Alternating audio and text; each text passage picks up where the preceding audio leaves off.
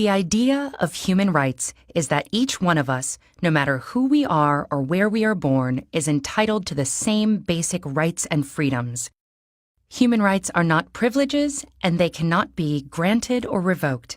They are inalienable and universal. That may sound straightforward enough, but it gets incredibly complicated as soon as anyone tries to put the idea into practice. What exactly are the basic human rights? Who gets to pick them? Who enforces them, and how? The history behind the concept of human rights is a long one. Throughout the centuries and across societies, religions, and cultures, we have struggled with defining notions of rightfulness, justice, and rights. But one of the most modern affirmations of universal human rights emerged from the ruins of World War II with the creation of the United Nations. The treaty that established the UN gives as one of its purposes to reaffirm faith in fundamental human rights. And with the same spirit, in 1948, the UN General Assembly adopted the Universal Declaration of Human Rights. This document, written by an international committee chaired by Eleanor Roosevelt, lays the basis for modern international human rights law. The Declaration is based on the principle that all human beings are born free and equal in dignity and rights.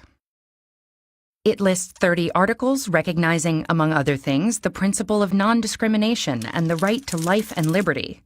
It refers to negative freedoms, like the freedom from torture or slavery, as well as positive freedoms, such as the freedom of movement and residence.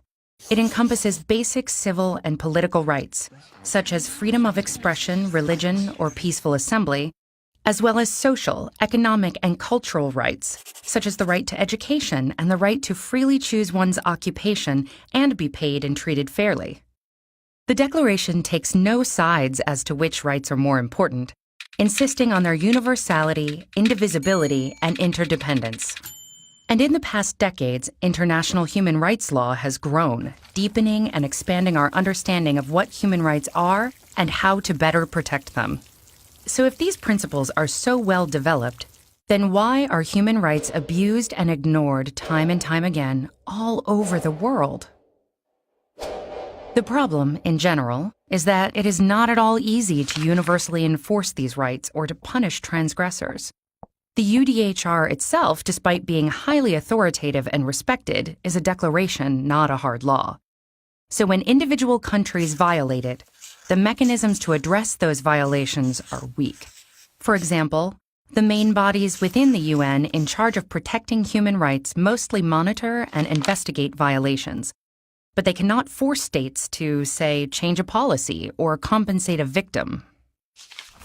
That's why some critics say it's naive to consider human rights a given in a world where state interests wield so much power.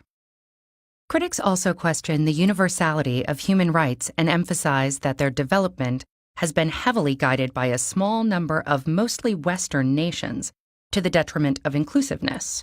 The result? A general bias in favor of civil political liberties over socio-political rights, and of individual over collective or groups' rights.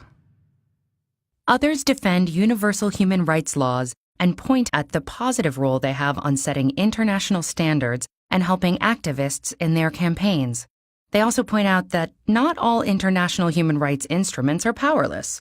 For example, the European Convention on Human Rights establishes a court where the 47 member countries and their citizens can bring cases.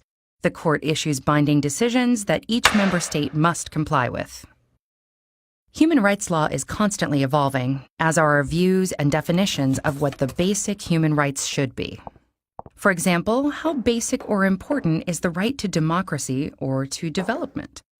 And as our lives are increasingly digital, should there be a right to access the internet? A right to digital privacy? What do you think?